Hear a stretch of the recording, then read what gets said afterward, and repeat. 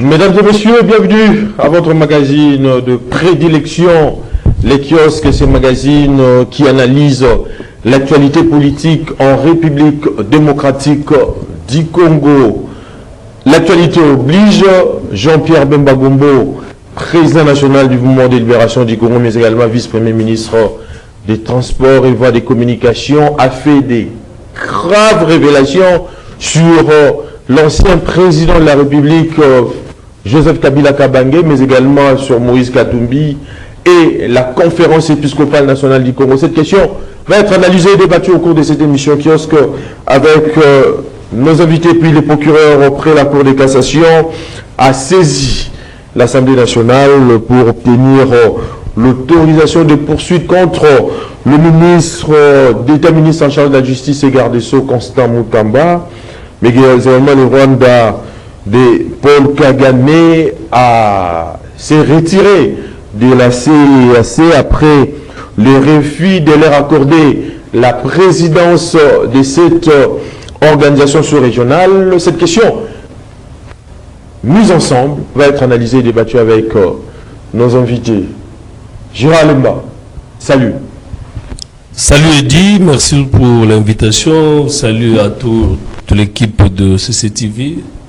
Salut à tous nos téléspectateurs qui nous suivent, également à ceux qui nous suivent par la voie des ondes et à mes co-débatteurs sur place avec qui nous allons partager le plateau. En tout cas, je vous salue et puis que Dieu vous bénisse. Voilà un peu. Merci encore une fois pour l'invitation. Ça sort de l'ordinaire, hein, de voir un nouveau invité. Tempem, souvent connu à l'émission Rendez-vous des auditeurs. Aujourd'hui, il est parmi nous. Vous êtes les bienvenus sur Kiosque. Merci Eddy. Et salue mes co-débatteurs. Je salue l'équipe technique, tous les téléspectateurs de Kiosque. Je suis très content d'être là. Très bien. En face d'eux, il y a un habitué de cette émission, mais c'est Gandhi. Aujourd'hui, tu es à temps. J'avais même pas l'idée. Le micro. J'avais même pas l'idée de te reprocher de ton retard. Donc, c'est toi qui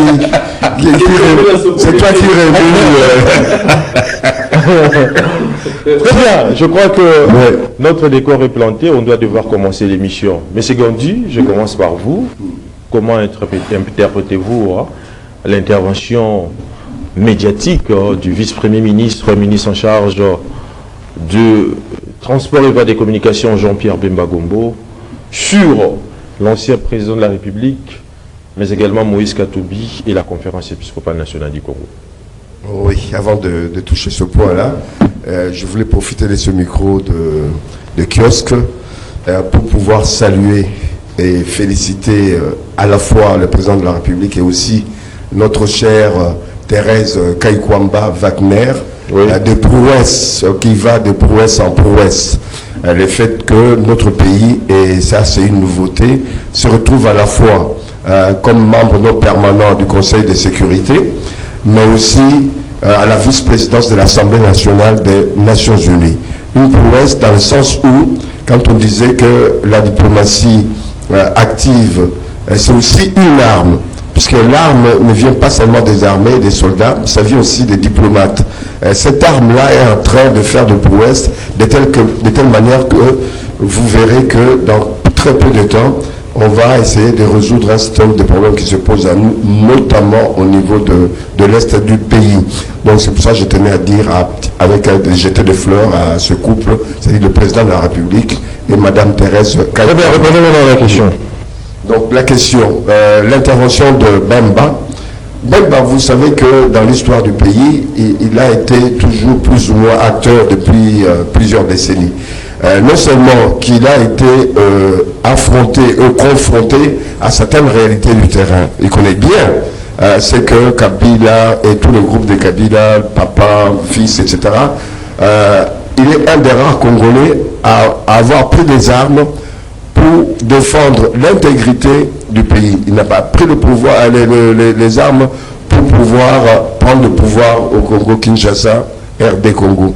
contrairement à Kabila et aux autres et consorts qui avaient pris des armes pour pouvoir continuer à contrôler la RD Congo et à la longue balkaniser le Congo. Ouais. Ce que Bemba dit, ce n'est qu'une répétition. Des fois, pour pouvoir faire en sorte que ce soit ancré dans nos esprits, il est toujours intéressant quand il y a des possibilités de répéter la même chose, quitte à élargir les propos. C'est ce qu'il a fait, ce qu'il a dénoncé là, c'est pas nouveau, mais ça démontre aujourd'hui qu'il avait raison quand à l'époque il parlait de ça.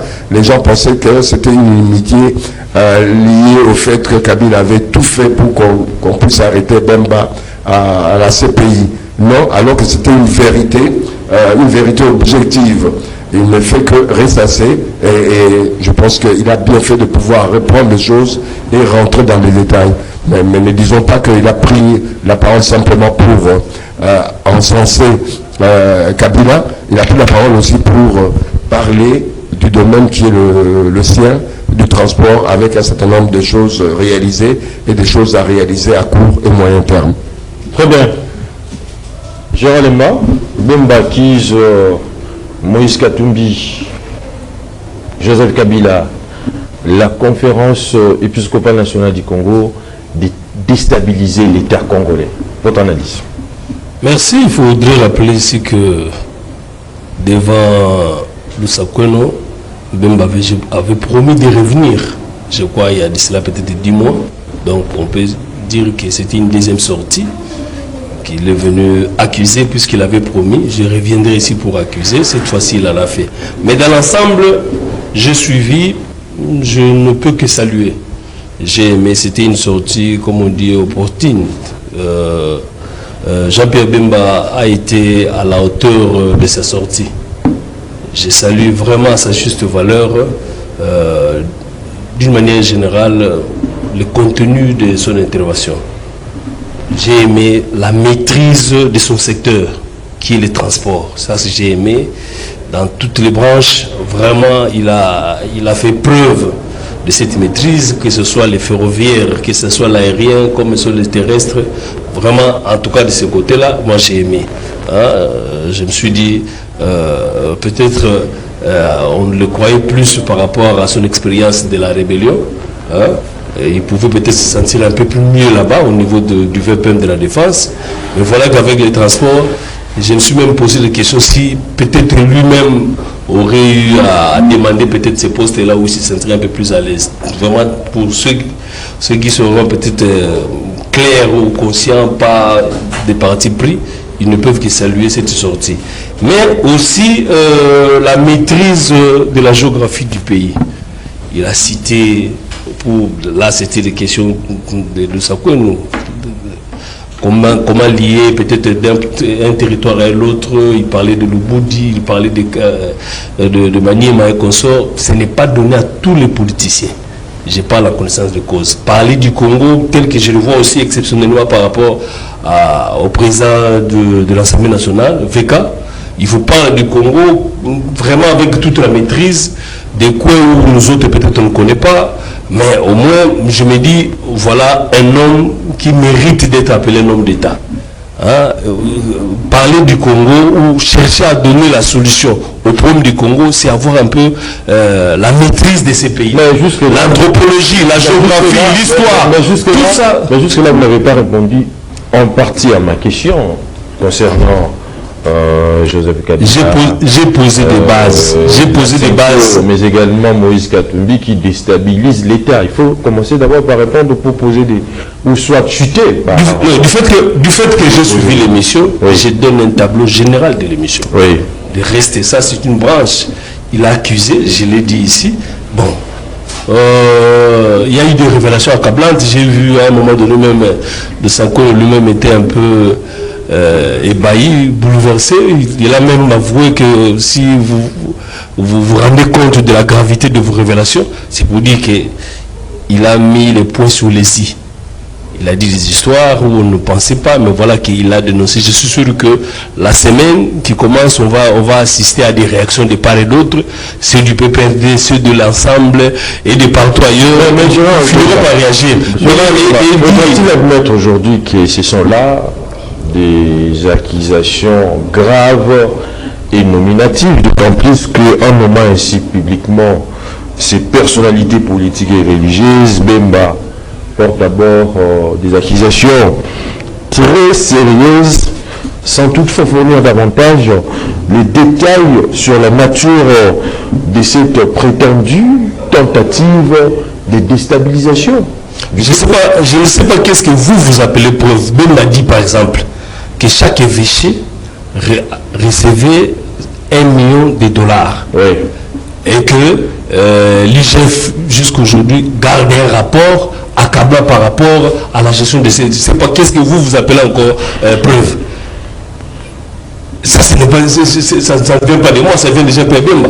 Donc, attendons peut-être de voir. C'est peut-être la dimension où je ne partage pas peut-être avec le vice-premier ministre Jean-Pierre Bemba. C'est la dimension où il a touché peut-être les vices. Mais au moins, quand il dit, il parle des acteurs ou des politiciens en robe, c'est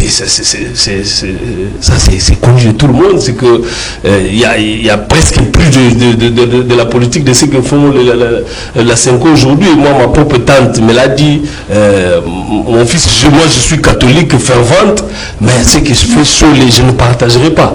Donc, c'est pour dire, c'est une religion qui doit être en dehors de tout. Je ne viens pas ici pour juger des religions ici. Oui. Je suis en train de répéter, de commenter ce qui a été la sortie de Jean-Pierre Bemba. Jean-Pierre Bemba a parlé de 1 million, Jean-Pierre Bemba a parlé de Moïse Katumbi, il a parlé d'Hippolyte Kanambe à plusieurs fois. 1 million chaque année. Chaque mois. Non, par an. Même par an. Donc même les églises de réveil, n'arrivent pas. Et encore, vous savez, il m'a fait une révélation. Quand à chaque fois que nous discutons, nous parlons de dialogue, la Senko a un autre entendement de ces dialogues-là. Jean-Pierre Bemba dit, dans l'entendement de la Senko, c'est que c'est presque une ruse.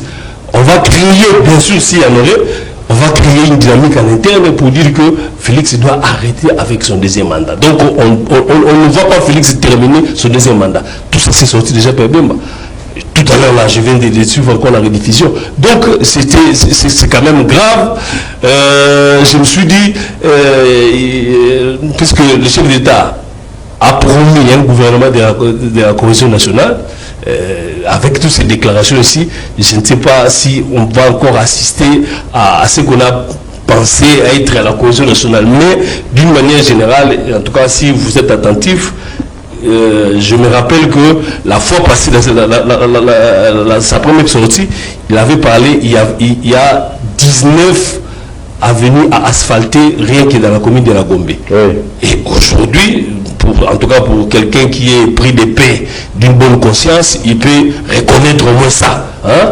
Moi, je ne suis pas un politique où on doit à tout moment critiquer. Non. Moi, je vois ce qui est fait à Gombe ici. Par rapport à cette promesse ici, je peux avouer qu'en tout cas, il y a au moins il y a de la parole à l'acte. Alors, ça ne suffit pas. Ça ne suffit pas parce qu'il y a encore Selemba, il y a encore Bumbu, il y a encore de Bonhomme, il y a encore Tchango, il y a encore Victoire. Bon, là, je dois encore saluer parce que j'ai vu, on a commencé les travaux. À plusieurs fois ici, nous avons dénoncé l'état de notre repère principal qui est Victoire. Mais voilà qu'ils ont commencé les travaux. À ça, on ne peut que saluer. Donc, très bien. Je reviens à vous. Les déclarations, ces déclarations du vice-premier ministre, ministre en charge des transports et des communications, Jean-Pierre Bemba, interviennent dans un contexte, je dirais, politique particulièrement tendu en République démocratique du Congo, marqué par des tensions récurrentes entre différents acteurs.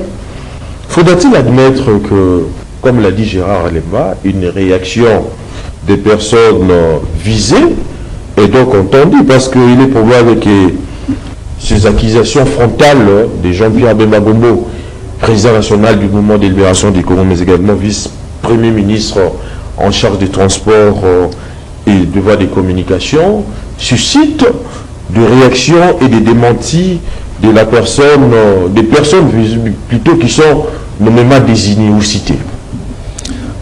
Merci Eddy pour la question. Je pense que Jean-Pierre Bemba est en train de se vendre beaucoup plus cher. Et sur le plan national et aussi sur le plan international. Jean-Pierre Bemba se présente comme un monsieur qui connaît très bien la République démocratique du Congo, ses réalités, sa situation géographique, même sa situation politique. Jean-Pierre Bemba est parmi les rares Congolais qui peut être excellent et meilleur partout. Comme ministre de la Défense, comme ministre des Transports, il peut aller à l'ECOFIN, il peut aller aux affaires étrangères, il peut aller partout, même comme président de l'Assemblée nationale ou comme président de la République. Je pense que Jean-Pierre Bemba sera toujours meilleur. Oui. Mais ce qui m'a intéressé hier, c'est plus du côté politique. Son intervention, mais plus du côté politique. Quand il a parlé de trois choses. Un, de la balkanisation. Deux, de la déstabilisation des institutions. Trois, de l'assassinat, ou soit de l'élimination physique de Félix-Antoine Tshisekedi Tshilombo. Et ça passera par trois phases, selon Jean-Pierre Bemba. Un, par Joseph Kabila. Deux, par Moïse Katumbi. Trois, par certains Zéréka de la Cinco. Ça, ce sont les propos de Jean-Pierre Bemba. Donc, il faut bien situer cela. Il faut qu'il y ait une certaine cohérence dans notre façon d'analyser et de réfléchir pour mieux comprendre l'intervention de Jean-Pierre Bemba. Il a donné des révélations graves, alors très graves sur Joseph Kabila. Commençons par son identité. Jean-Pierre Bemba l'a dit, sans embâche, sans bégayer, que Joseph Kabila n'est pas le fils de Mosé.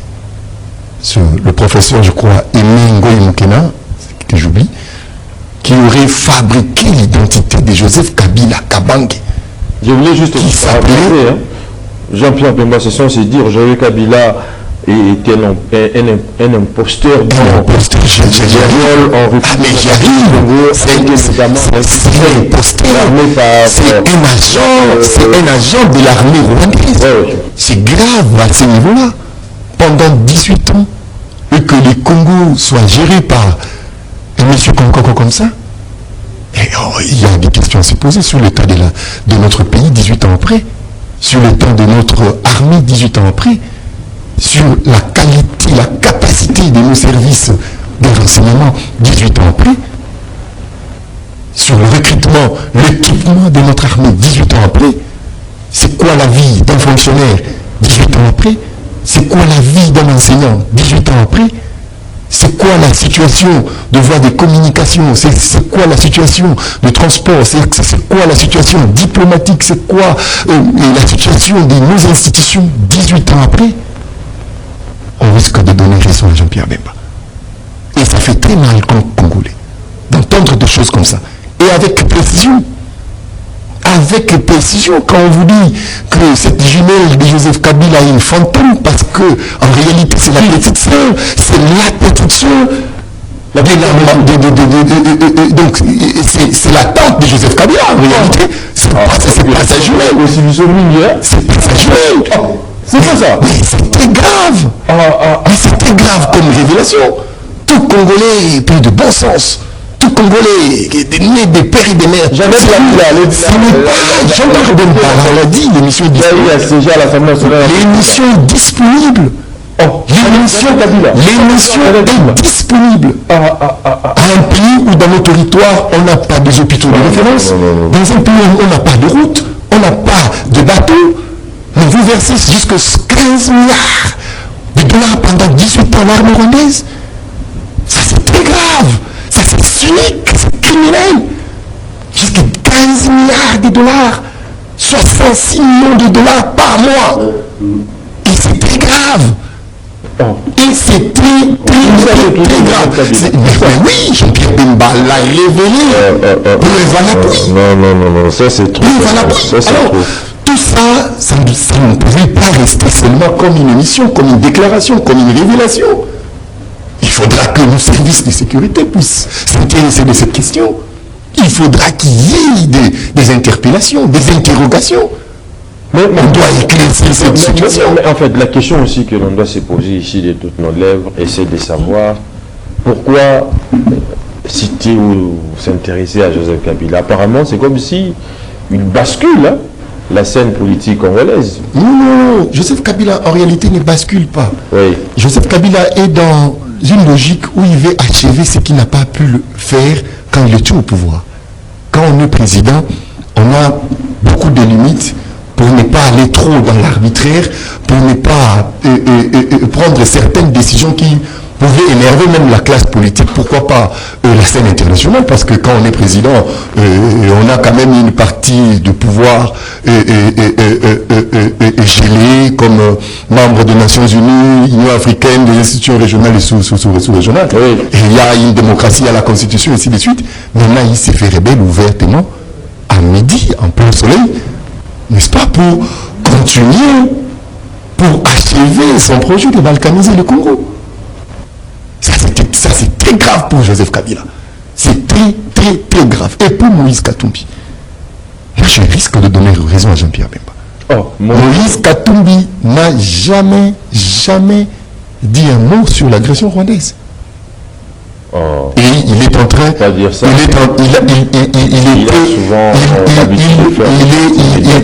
Comment, si vous en avez, vous pouvez balancer aux auditions, en fait.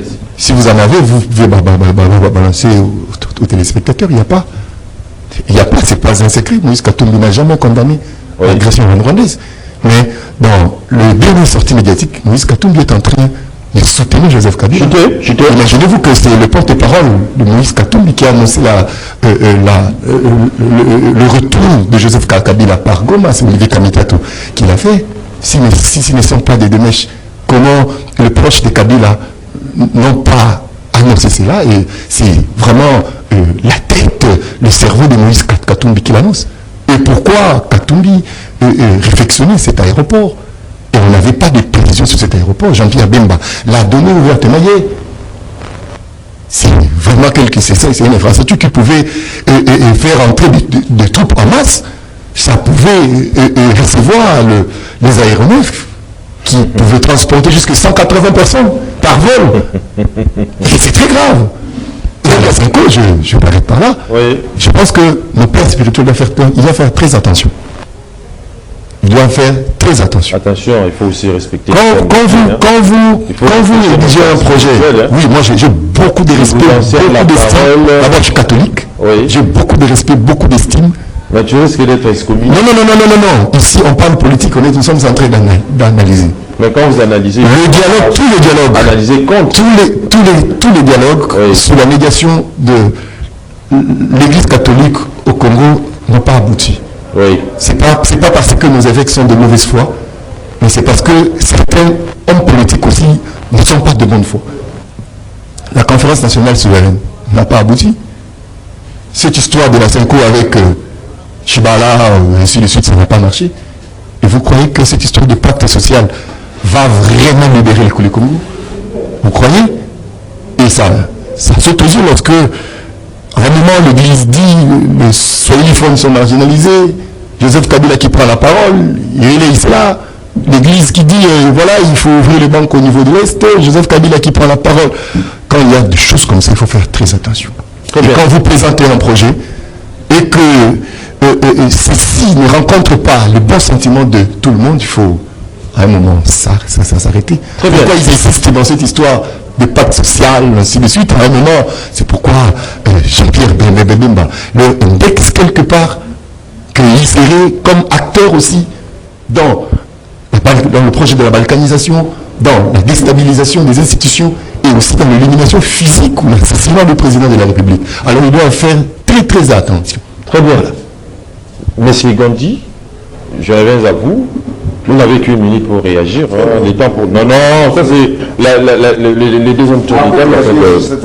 En fait, pas. En fait, je vais vous relancer de toute façon. En fait, Joseph Kabila n'est pas fils de Laurent Désiré Kabila. C'est plutôt un agent et soldat rwandais. Jeannette Kabila n'est pas la sœur ou la jumelle de Joseph Kabila Kabange. Dixit Jean-Pierre Bemba Kombo, président national du mouvement de libération du Congo et vice-premier ministre en charge des transports et des communications. Partagez-vous cet avis? non seulement je partage pleinement cet avis, et je partage également l'analyse de notre ami Tembe Tembe. Donc je dis ceci, et je rappelle que Tshisekedi, dans un premier temps, je le qualifie de stratège, de tacticien. Il a dit des mots, mais les gens n'ont pas réellement prêté attention à ce qu'il avait dit. Donc un prophète politique. Mais ce n'est pas un prophète. Il est venu, il a dit, je vais déboulonner le système. C'était rempli de certaines vérités qu'il n'a pas dit. Mais lui, vous voyez déjà tous ces tableaux-là, mais il fallait qu'il cherche avec le temps les moyens de pouvoir rentrer dans le système pour pouvoir le déboulonner de l'intérieur. Dans un premier temps, il a accepté de travailler avec Kabila. Quand il a pénétré le système, vous avez vu avec le temps, aujourd'hui, on lui fait la guerre par le fait qu'il a commencé à déboulonner petit à petit le système. Donc les 6 millions ou les 66 millions qu'on donnait chaque mois, il a d'abord refusé de les payer. La guerre vient de là, il a refusé de les payer.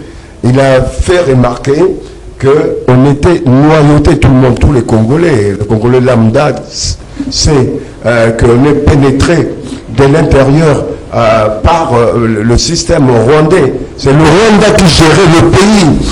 On a eu un temps de tranquillité quand ils étaient au pouvoir, puisqu'ils géraient non seulement notre sécurité intérieure, que ce soit par la police, l'armée, les services de renseignement des MIAP, ANER, etc., mais ils contrôlaient le tout, même nos finances, ça posait un problème. Donc, regardez aujourd'hui ce qui est en train de se faire, c'est que, d'une manière ou d'une autre, moi je ne regarde même pas le fait que Kabila soit pas le fils et autres, il est dans le système de déstabilisation de la balkanisation du Congo. Même Kabila Père le savait, oui. Mais il s'est mis à renverser la vapeur, à retourner le dos à ses agresseurs. Il a peur, tout ça. Oui, tout ça c'est lui, mais il s'est ressaisi. Il a des circonstances atténuantes du fait qu'il s'est ressaisi en disant je ne peux pas. Mais en retard, le mal était déjà fait. Donc saluons la stratégie du président de la République et son côté tacticien. Je pense que d'une manière ou d'une autre, Kabila est aux abois aujourd'hui. Je ne vois pas comment il peut s'en sortir.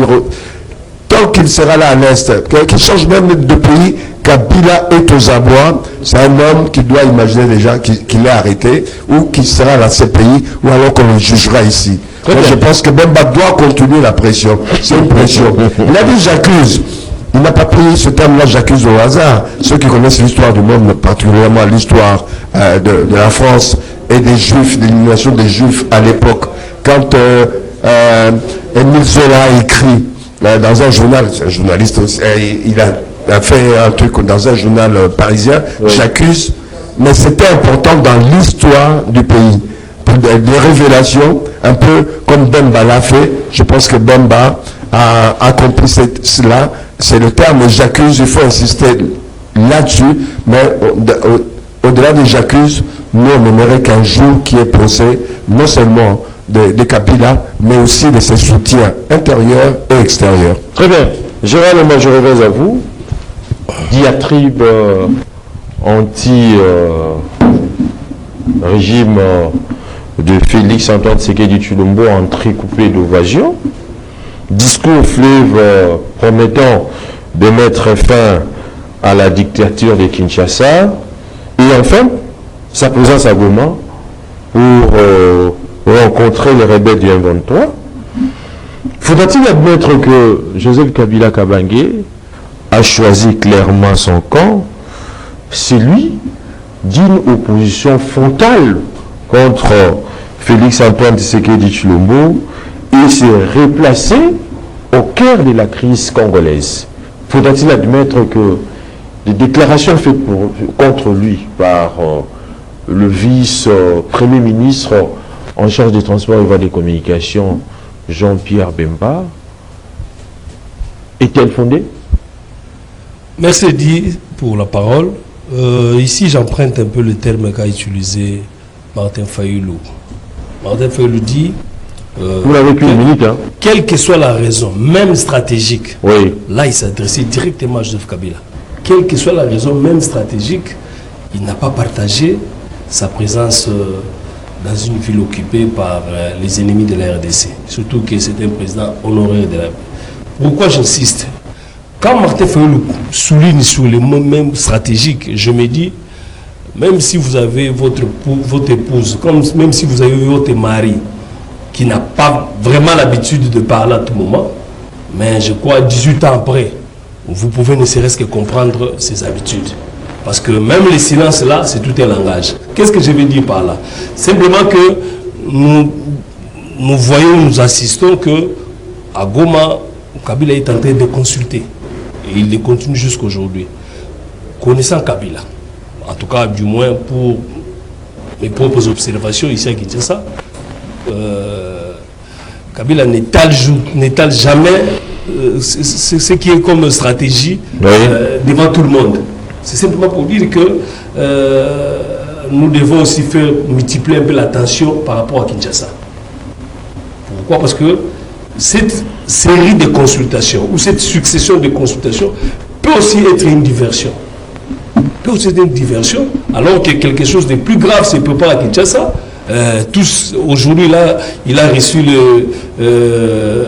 les membres de FEC, tantôt ce sont les étudiants, tantôt ce sont les chefs coutumiers, tantôt et consorts. Qui? Joseph Kabila. Bien sûr, nous le voyons, c'est à notre portée. Mais la caractère officiel de toutes ces consultations pose problème. Il est fait en qualité de qui? Non. Il est qui pour faire tout ça? Non, nous analysons. Oui. Ok? Nous analysons.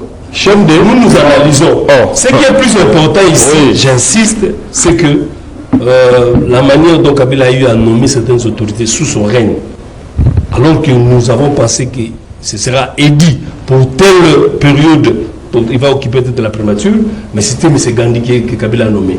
Donc pour dire que de ce côté-là, Kabila est insaisissable.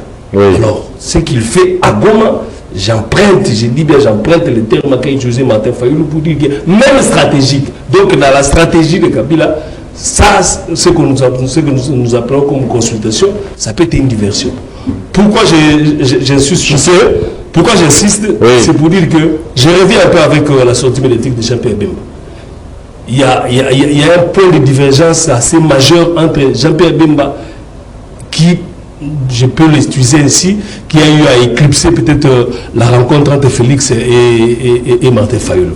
Martin Fayoulou, à la sortie de cette rencontre, il va dire que sur la question inhérente avec le dialogue, il va dire que dans l'entendement de l'ICD ou de la Mouka, il souhaite le format de religieux, c'est-à-dire que c'est la Senko qui doit jouer au bon office ou à l'intermédiaire pour organiser cela. Alors que Jean-Pierre Bemba a balayé un peu tout ce qu'il peut avoir comme intermédiaire, parce qu'il ne mérite même aucune confiance pour organiser ces bons offices. Très bien. Donc, nous, on dit, c'est capital. Au cours de temps. C'est capital pour dire que quand vous analysez en profondeur les discours, peut-être les réponses de Jean-Pierre Bemba, c'est en contradiction avec la rencontre de Kabila. Alors que bon nombre de gens pensaient déjà que de voir si pas Fayoulou à la primature, mais au moins un délégué de Fayoulou à la primature.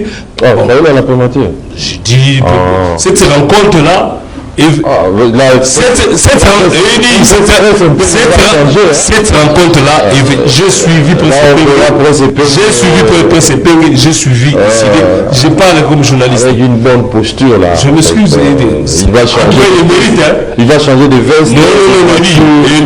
Non, Prince Peng, c'est mon ami. En tout cas, s'il peut être ministre ou VPM, il mérite. En tout cas, il le mérite comment? Il le mérite parce qu'il avait une tête bien faite pour ça.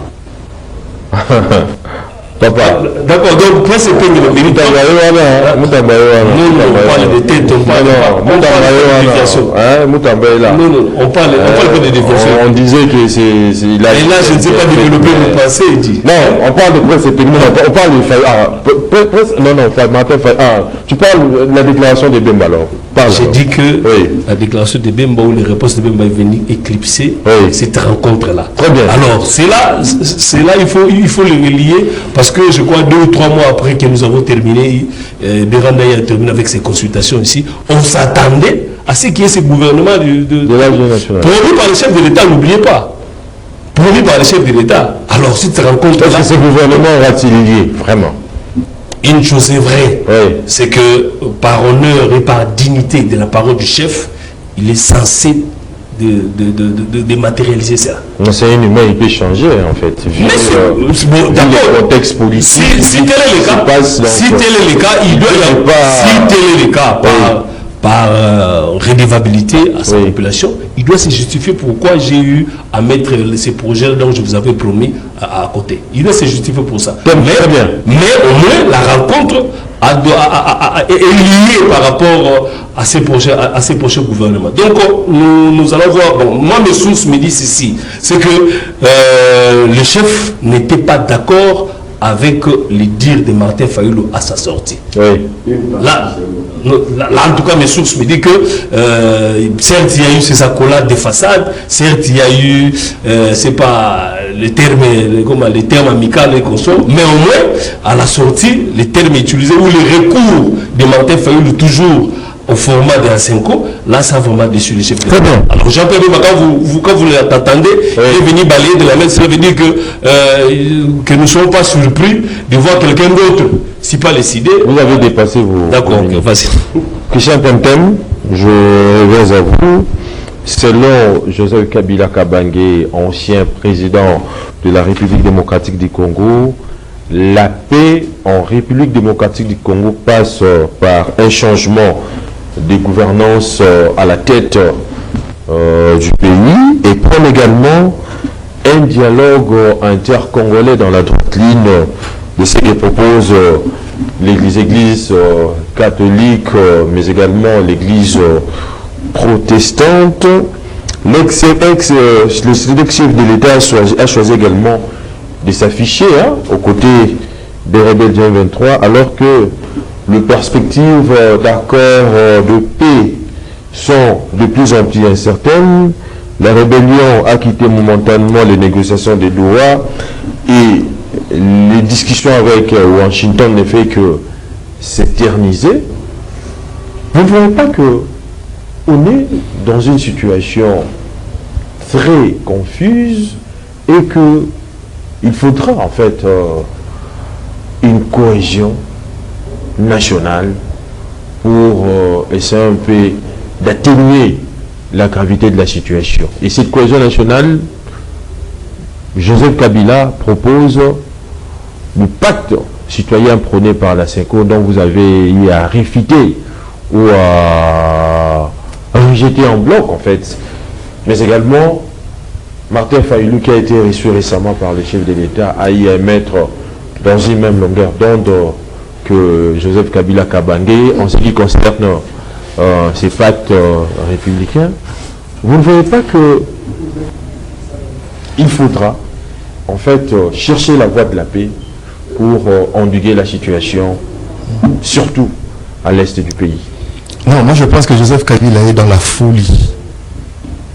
Sous d'autres cieux, on pouvait demander l'état de santé psychologique de Joseph Kabila. Ah bon? Il demeure dans la délinquance à l'est de la République démocratique du Congo et c'est pas normal. Et c'est pas du tout normal. Le gars a géré le pays pendant 18 ans. Pourquoi il n'a pas cimenté cette paix qu'il est en train de crier aujourd'hui, qu'il est en train de chercher aujourd'hui, qui n'est plus aux affaires? Mais il n'avait qu'à travailler pendant 18 ans pour nous laisser en paix, pas dans n'importe quelle paix, mais durable et définitive, avec des bases solides. Mais pourquoi il n'a pas fait cela? Mais face, pourquoi il s'est fait rebeller aujourd'hui pour chercher la paix? mais face, je dirais, au détournement des deniers publics. Non, ne détournez pas. S'il vous plaît, je vous relance dans ces régimes, face également à l'insécurité grandissante, dont, selon Joseph Kabila, la faute incombe à Félix Antoine Tshisekedi Tshilombo qui n'a pas pu respecter les accords, selon eux, face également à la crise où la population ne savent à quel sens est vouée. Mais faudrait-il admettre que Joseph Kabila n'a fait que cette idée des Mahatma Gandhi, qui dit que lorsqu'un individu prend conscience que les lois qui régissent sa société sont injustes et arbitraires, il a le droit de se révolter. Non, cher Eddy, est-ce qu'on résout un problème de détournement par des armes? C'est ce qu'on s'est dit, sous d'autres sons, demanderait l'état de sa santé psychologique. Un ami. Est-ce que pour résoudre un problème de détournement, il faut prendre ça? Est-ce qu'il est sérieux quand il dit ça? Lui, pendant son règne, il y avait des détournements, il n'y avait pas la justice, il y a eu des assassinats, il y a eu des massacres, combien de fausses communes? Ici à Kinshasa, à l'Est, au Congo central, partout, personne n'a pris les armes, ni Jean-Pierre Bemba en 2006, ni Etienne Tshisekedi en 2011. Personne n'a pris les armes. Et pourquoi lui, quand il doit se faire conseiller de la République après avoir dirigé 18 ans, il s'est fait rebelle? Kabila ne peut pas évoquer le problème de la faim.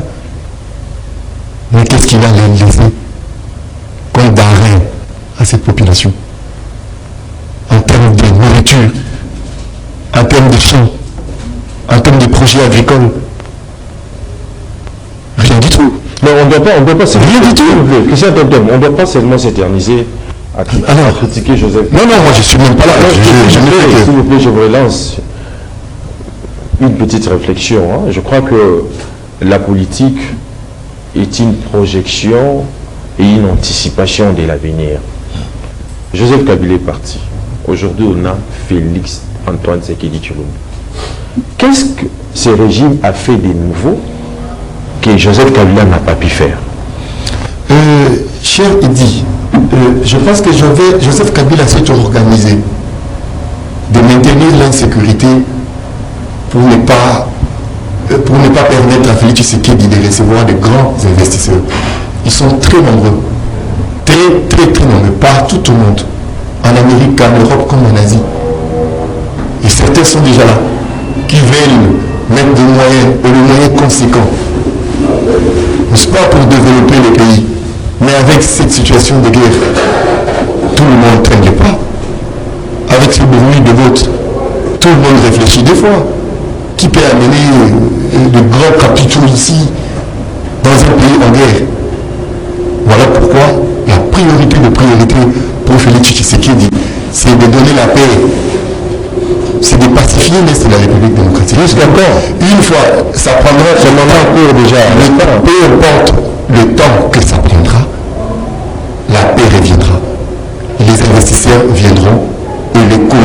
Vous ne voyez pas que la finalité de l'État aujourd'hui, c'est d'éliminer cet ennemi intérieur, c'est-à-dire qu'il faut qu'il y ait cette maîtrise de tous ces obstacles qui offusquent la réalisation du bien-être de la population. Chose que l'actuel régime ne le fait absolument pas. Non. Tout ce que Félix Tshisekedi est en train de faire actuellement, c'est pour favoriser le développement dans l'avenir. Cher dit, même si c'est vous ne pouvez pas venir exploiter, mettre 500 milliards à l'Est, même 2 millions, tu ne sauras pas. Là où ici à côté, Kabila a créé le Mobondo ici à côté. C'est compliqué. Et Félix Tshisekedi, tout courageux qu'il est, Félix Tshisekedi est nationaliste, un fils du pays, il n'a pas croisé les bras. Très bien. Et je te chute par là. Oui. Le lundi, dans le discours de Jean-Pierre Bemba, je ne l'ai pas évoqué, mon collègue à côté là, il l'a évoqué. Oui, évoqué. L'arrivée, ou soit cette rencontre de Félix Tshisekedi et Martin Fayulu. J'invite les chefs de l'État à la prudence. D'écouter et d'approfondir ce que Jean-Pierre Bemba dit. Sinon, on risquerait de tomber dans une crise genre FCCH. Apparemment, c'est l'arrivée de Martin Fayulu. Dans la majorité, vous n'avez pas apprécié j'ai apprécié cette sursaut patriotique de Martin Fayulu. Mais quand vous rejetez déjà... Je n'ai rien rejeté. Je pas aussi Eddy a raison. J'ai ce que je me fais, je peux peut-être ajouter. Il parle de la mauvaise gouvernance. C'est-à-dire que 6 ans après, on ne doit pas toujours s'éterniser pour s'attaquer à la mauvaise gestion de Kabila. On doit demander où est le résultat de ces 6 ans. Mais pourquoi je dis ça? Parce que souvent en Afrique, j'ai dit avec le regret, c'est que ce qu'on appelle les coups d'État riment toujours avec la mauvaise gouvernance. les coups d'État riment toujours avec la mauvaise gouvernance. Donc, c'est un point capital à insister.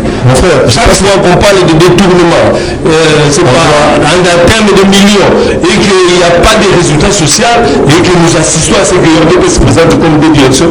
Aujourd'hui, on parle de la mort d'un cadre de tout ça, c'est le parti présidentiel qui nous gère. Le parti qui est renouvelable, je suis sûr que il y a visible se rejette. Moi, je pense que c'est pas moi. Moi, je pense que c'est dommage en fait. On doit être rationnel. Oui. Félix Tshisekedi est venu trouver un système enraciné. Il ne peut pas changer tout en un claquement de doigts. Mais il y a des signaux forts. Mais il y a le ministre de la Justice, peut-être de demain, son affaire sera fixée. Ce sont des avancées graves. Vous avez vu des non, il n'y a pas question. Attendez, non, s'il vous plaît. Il y a une commission, oui. Alors, avec ce que fait l'IGF, c'est la REF, ainsi de suite, ce sont des histoires qui n'existaient pas. Très bien. Mon cher ami, pour déraciner la corruption, c'est pas facile. C'est pas facile. Changeons de c'est sympa. Alors, je vous dis qu'on conclut par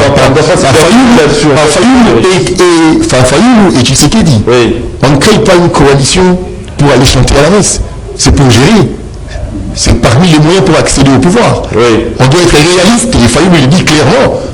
Alors moi je pense que Félix Tshisekedi a ses devoirs de bien discuter avec ces sociétaires de l'Union sacrée pour que Fayoulou soit le bienvenu. Et quand Jean-Pierre Bemba vous dit, le Premier ministre est issu de la majorité présidentielle, s'il veut devenir Premier ministre, on doit respecter la Constitution. C'est un lavage. Ça veut dire, il y a des petits remous, c'est-à-dire, il y a des mécontents au sein de l'Union sacrée. Alors le chef de l'État, au nom de l'unité nationale qu'il est en train de prôner, au nom de la cohésion nationale qu'il est en train de chercher, il doit bien parler et bien négocier avec ses pairs de l'Union sacrée pour que Fayoulou soit le bienvenu, pour que les idées, pour que l'apport même de Fayoulou ne soit pas confondu, que Fayoulou ne vienne pas comme un infiltré, que Fayoulou ne vienne pas comme une pesanteur, que Fayoulou vienne vraiment comme du carburant, que Fayoulou vienne comme de l'hydraulique qui va ajouter en plus, qui va donner un coup de pouce pour que le projet, le programme du président de la République, parce que certains sociétaires de l'Union sacrée seraient mécontents depuis que Félix Tshisekedi a commencé avec beaucoup de difficultés à l'Est. Et aujourd'hui, Tshisekedi a apporté déjà des solutions à plus de 70%. Très bien. Et Fayoulou qui viendra, c'est bomber du torse que ce mois non, ça passera pas. Il appartient à la population. Hein? Non, pas à la population, à la classe politique. À chaque fois, on ne doit pas utiliser la population comme une tatamine, comme notre tatamine. Les hommes politiques qui sont là, ils sont responsables. Ils doivent s'assumer. Très bien. Ils doivent trouver des solutions. Changeons de registre. On ne va pas s'éterniser là-dessus, pardon cette fois-ci, hein, de ces réquisitoires. Non, c'est pas des réquisitoires, en fait, c'est la demande de l'autorisation de poursuite contre le ministre de la Justice, garde des Sceaux, Constant Mutamba, à Vendée. Vous voyez que il a piqué une crise lors de son audition. On continue toujours à demander cette fois-ci l'autorisation des poursuites. Ah! Mais c'est grandi. Je reviens à vous. Nous sommes inculpés. Le Parlement a sollicité aujourd'hui pour autoriser des poursuites contre lui. Faudra-t-il admettre que les taux judiciaires se resserrent autour du ministre d'État, ministre en charge de la justice et garde des Sceaux, Constant Mutamba? Moi je dis, il y a un problème quand même, quelle que soit l'issue de cette démarche-là de la justice contre Mutamba, je dis, c'est vraiment injuste.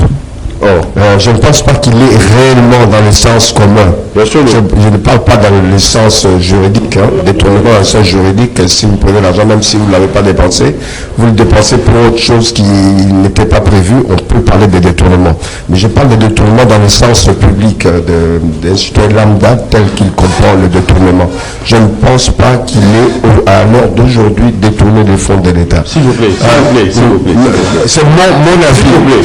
S'il vous plaît. Vous n'avez que 2 minutes pour réagir, mais je voulais juste vous relancer, monsieur Gandhi, parce que ce que vous dites là, non, s'il vous plaît, laissez-moi le temps de vous relancer. Toujours dans les mêmes réquisitoires des Firmin Rondé, qui assure que la société choisie par Constant Moutamba, ministre d'État en charge de la justice et garde des Sceaux, est en réalité une société, je dirais, de façade, constituée dans le but de détourner les fonds publics destinés à la réparation des dommages causés par les activités illicites de l'Ouganda, précisément à Kisangani, mais également dans la partie orientale, en fait, de la République démocratique du Congo. Donc, vous voulez nous dire ici que ces accusations portées contre lui, c'est des mensonges cousus du fil blanc et que Moutamba est innocent. Vous me donnez une conclusion, je ne voulais pas donner. Moi, je disais... Mais en fait, c'est par rapport... Vous ne laissez pas le temps de... Mais c'est quand même... Vous ne laissez pas le temps de... Par rapport à l'exécution, je vous accorde 2 minutes. Vous êtes notre débatteur. Réagissez alors, réagissez. D'accord. Je réagis dans le sens où, qu'il soit condamné ou non, là n'est pas le problème pour moi. Je pense qu'il y a eu des choses très graves pour cette République, au-delà de ce qu'on a dit sur Kabila, etc. Notre ami ou notre ancien ministre des Finances a sorti des révélations très graves. Je n'ai pas vu Vendée demander, ben c'est maintenant, non, maintenant, il est sur Sénat, Hier, tu n'étais pas au Parlement. Hier, tu n'avais même pas suivi l'information, je crois. Donc, je vois que j'ai un autre côté. En dehors de tes méthodes. Je vous accorde 2 minutes alors. Vous êtes en train de couvrir qui? D'accord. Donc, le ministre des Finances a fait des révélations avant, des révélations qui touchent plus de la moitié des hommes politiques congolais, notamment dans le gouvernement, dans les entreprises d'État. On ne l'a jamais poursuivi normalement. Sous pression du public aujourd'hui, on a rouvert le dossier. Donc, je dis c'est une bonne chose, il faut qu'il y ait équité au niveau du traitement des questions politiques, économiques, financières, tout financières. Puisqu'on découvre dans cette République tous les jours ici. Beaucoup sont dans le gouvernement, là, si on essaie de gratter un peu, ça va sentir le roussi. Non, au contraire, moi j'ai dit qu'on doit aller, vous devez avoir 15-20 dossiers, vous devez couper des dossiers, avant même qu'on puisse l'attaquer lui-même, puisque son histoire-là de l'immeuble en Belgique, ça n'a jamais été élucidé. Donc, c'est de bonne guerre. Moi je sais qu'aujourd'hui, les magistrats m'écoutent, les avocats me suivent. La plupart des avocats et des magistrats aujourd'hui sont contre Moutamba. Ils étaient contre Moutamba avant. On dirait que vous ne regardez même pas ce qui se passe à la mafia d'Amérique latine. Il y a toute une mafia, toute une organisation dans ce pays. Tout le monde se tient à la barbichette. Le vol, le détournement, il y en a autour de nous, autour d'eux. Même là, dans la magistrature, à des niveaux inférieurs, il y a la corruption, la concussion. On devrait ouvrir tous ces dossiers-là. Vendée ne tiendra pas longtemps. Qu'ils disent qu'il n'a jamais touché à 1000 $, d'un citoyen par rapport à une d'aujourd'hui. Non. Arrêtons cette histoire-là. Faisons qu'on aille vers l'état de droit et que la justice soit faite. Si Moutamba est impliqué dans le sens que vous dites, ok, qu'il paye le pot cassé, mais s'il n'est pas, qu'il soit disculpé. Très bien. Gandhi, Gérald Majorez, vous avez suivi, hein, mais c'est Gandhi qui a eu à respecter quand même les temps. Il faut aussi suivre la même lignée. Vous n'avez que 2 minutes pour réagir après avoir obtenu l'ouverture d'une instruction.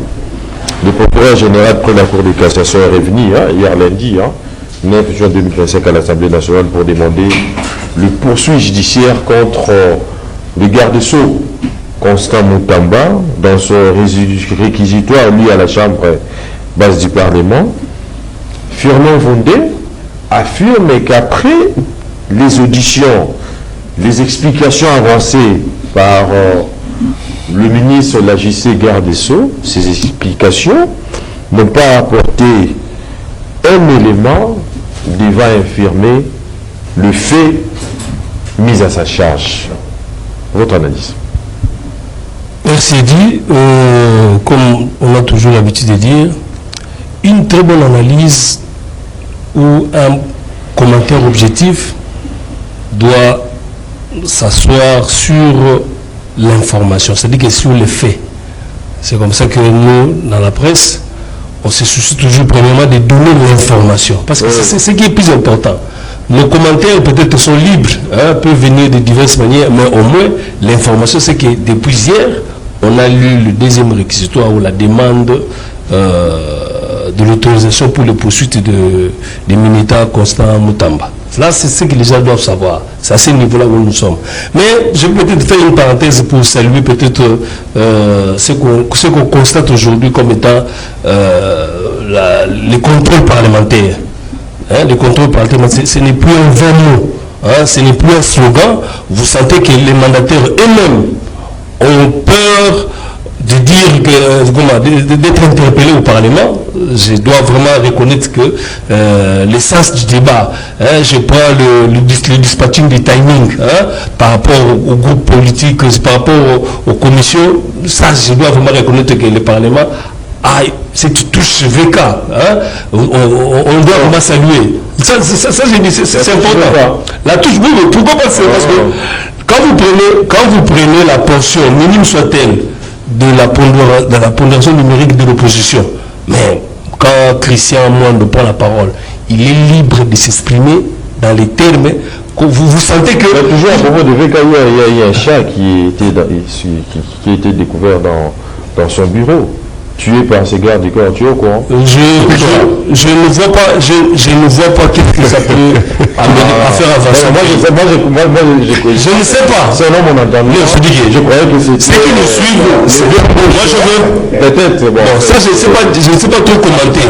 Que ce soit l'hibou, que ce soit les chats, que ce soit n'importe quel... C'est toujours les vieux mots. À quoi cela peut avancer? Les chats, c'était les chats. À quoi cela peut avancer la marche du pays, dit? Là, c'était... Aujourd'hui, c'est les chats. Ouais, c'est ma question que je me pose.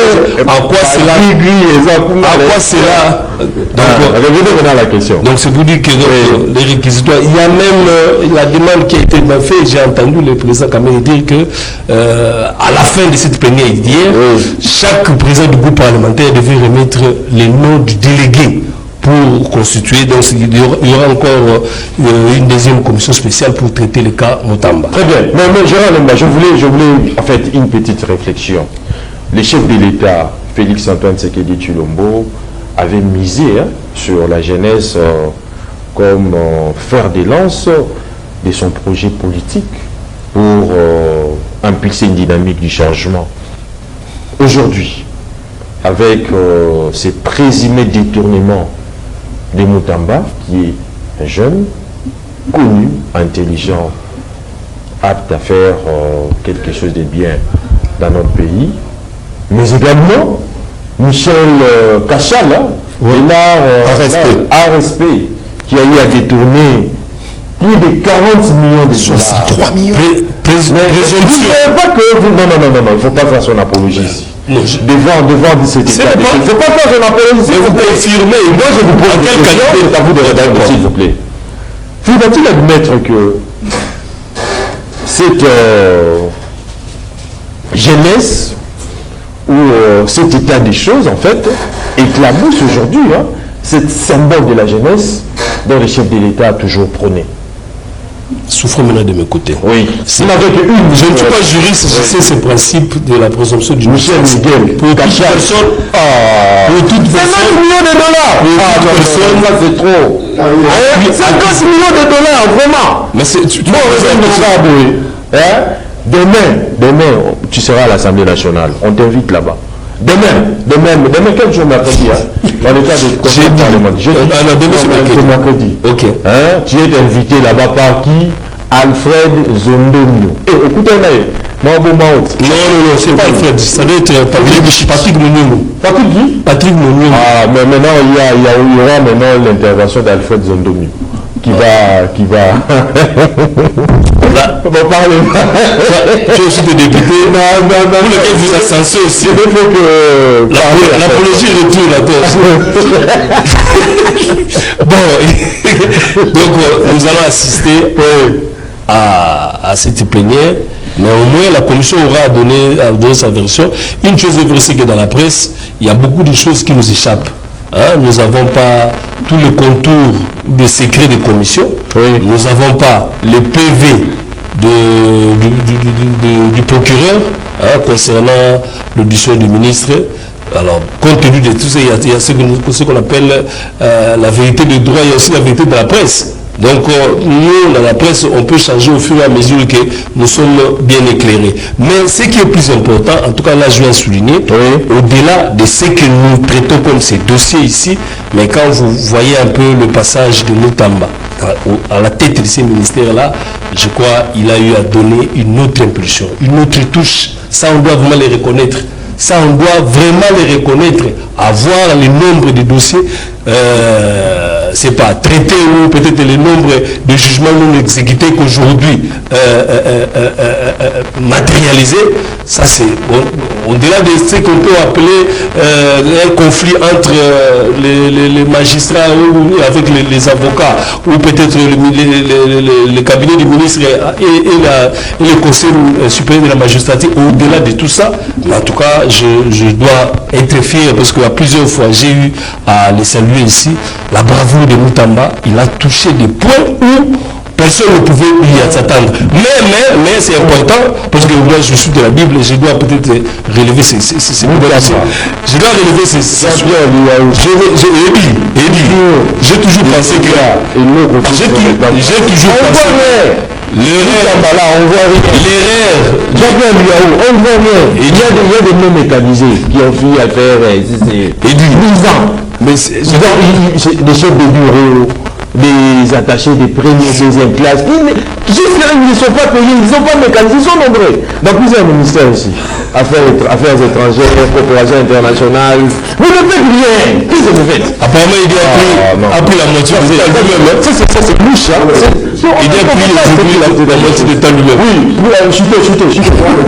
Là, maintenant, il retourne moi pour que je chute. Je disais ceci. Là où je n'ai pas partagé avec Moutamba, apparemment, c'est multiples décisions. Quand Moutamba a eu à toucher au sacerdoce, là j'ai trouvé que c'était un peu de trop. Pourquoi? Avec l'instauration de permis de culte, je me suis dit ceci, ça c'est une autre dimension. Ça c'est le spirituel. Très bien. Vous savez, nous dans la Bible on dit, à moi la rétribution, à moi la vengeance. Toucher au sacerdoce, j'ai toujours pensé que c'est trop risqué. Très bien. Il y a toujours les retours de flamme quand on touche à ce qui est spirituel. Très bien.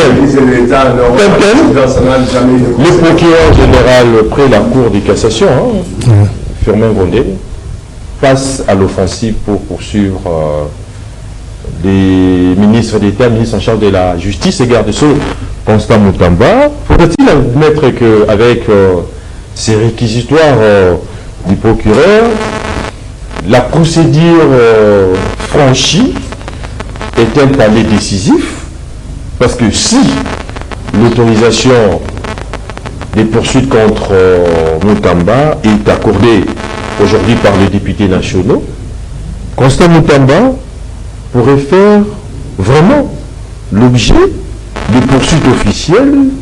Il faudra-t-il admettre que c'est aussi une première dans ces dossiers qui met en lumière les tensions persistantes entre transparence publique et immunité parlementaire, immunité politique plutôt, parce que Moutamba n'a pas d'immunité parlementaire. Privilège de juridiction.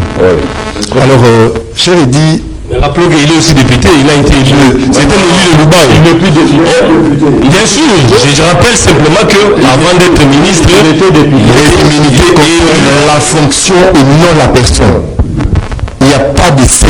des anges à découvrir dans le dossier Moutamba.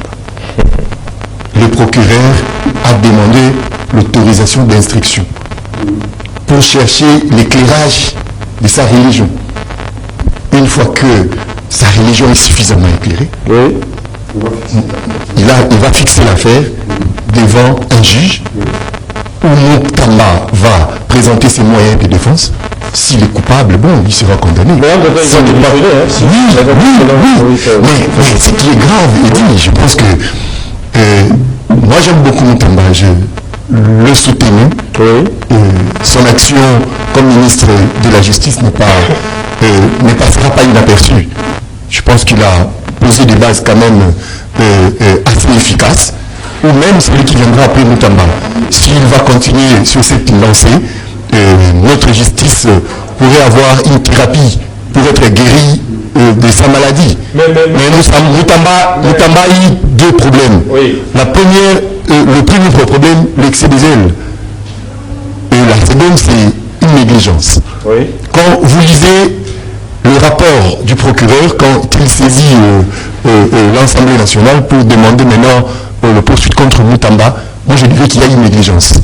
Moi je ne voudrais pas aller dans des termes forts, parce qu'il n'est pas encore condamné, il y a une négligence. Comment vous pouvez pas savoir que l'argent qui quitte Flivao ne va pas à un compte séquestre, mais à un compte courant? Ça c'est grave. Comment la directrice générale de la DGSMP, entendue par le procureur, elle dit j'ai été menacée par Moutamba pour que je puisse lui donner l'autorisation. Comment vous pouvez conclure ce marché avec une autorisation verbale du Conseil des ministres? Il a reconnu certaines erreurs. Mais comment vous pouvez débloquer de l'argent vers une société qui n'existe pas, qui n'a même pas d'adresse? Comment vous pouvez débloquer de l'argent pour aller construire dans un site qui n'est même pas identifié, même pas connu, même pas sélectionné? Moi, je trouve qu'il y a une négligence. Je trouve qu'il y a une négligence et Moutamba va payer de sa négligence. Je ne vais pas évoquer de termes forts. Il va payer de sa négligence. Il n'y a pas un Congolais spécial. Vous savez, moi, quand j'attends le montant de détournement, je dis, mais au Congo, on est des sorciers. Comment toi, une seule personne, tu peux détourner jusqu'à 63 millions à l'ARSP? 63 millions. Donc toi, tu te promènes avec 63 km. Attendez, il dit. Miguel, c'est grave. 63 millions. Donc c'est ça. C'est 63 km de route dans ta poche.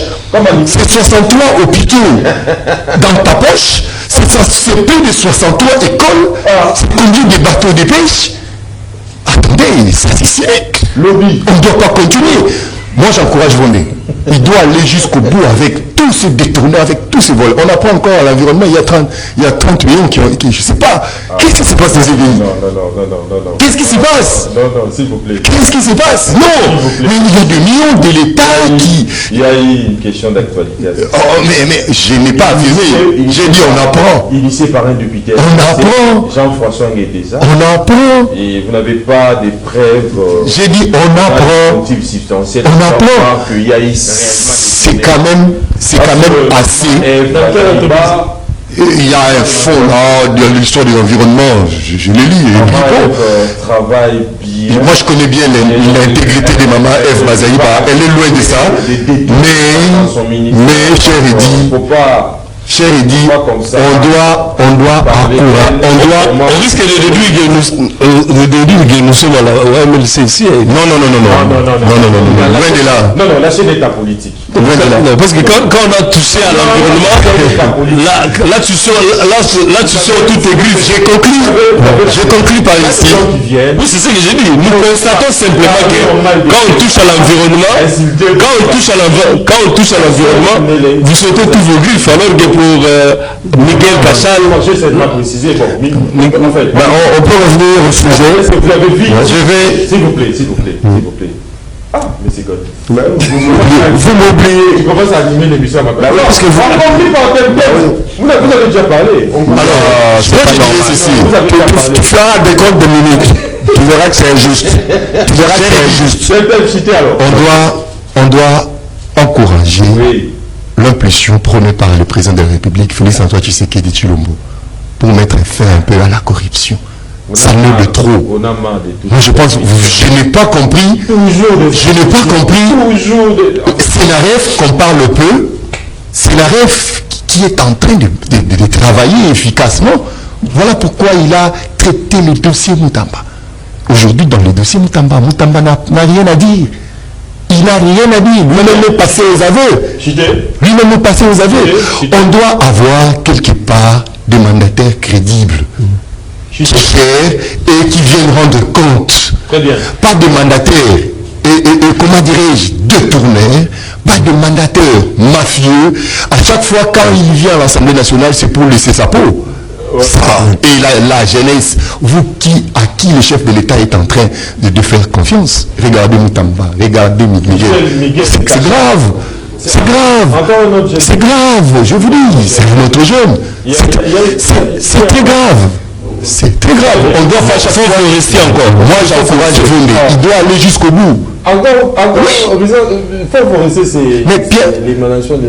Pierre Kangoudi a été ministre du budget. S'il vous plaît. Combien de fois il a été de fonds forestiers? Je parle pas de l'environnement, je parle de fonds forestiers. Fonds forestiers.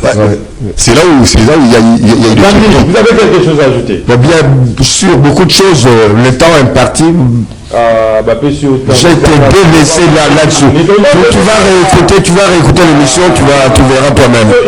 Moi, je dis qu'ils poursuivent Moutamba, c'est de leur droit. Mais l'histoire de 100 jours, on doit savoir qui a volé les 100 millions.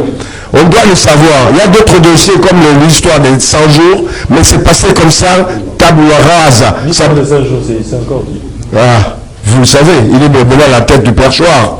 Donc il faut que le dossier ressorte, qu'on sache qui a pris l'argent. C'est pas l'amalgame, c'est la justice. C'est la justice. Il faut exhumer tous les dossiers où on a fait la pression, la mafia, noyer cela, ça pose un problème. Moi j'ai dit la justice doit être la même pour tout le monde.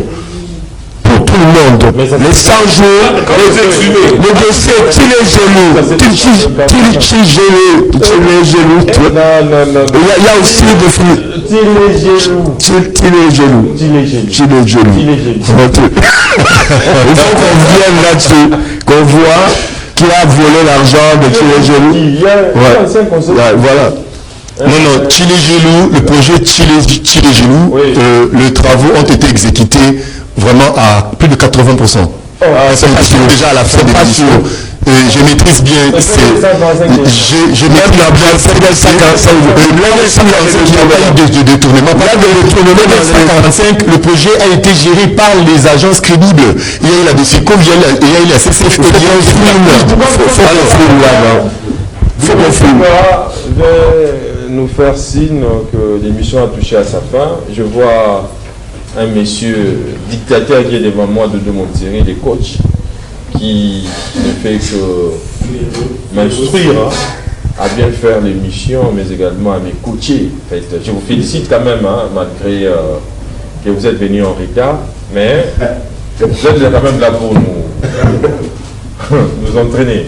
Je remercie également l'ensemble de l'équipe technique composée de Moro Djambe, Georges Libengue, Bounou Nzinga, Moïse Lelo, Kissa Banjolo, mais également l'équipe rédactionnelle composée de Gisèle Olive et Toko, Nancy Ileka, Edi Kabea, Maxime Akabou, Bonnet Nzinga, à tout l'ensemble de l'équipe technique et rédactionnelle. Je vous dis donc merci de l'avoir suivi. Les prochains rendez-vous est donc pris à toujours.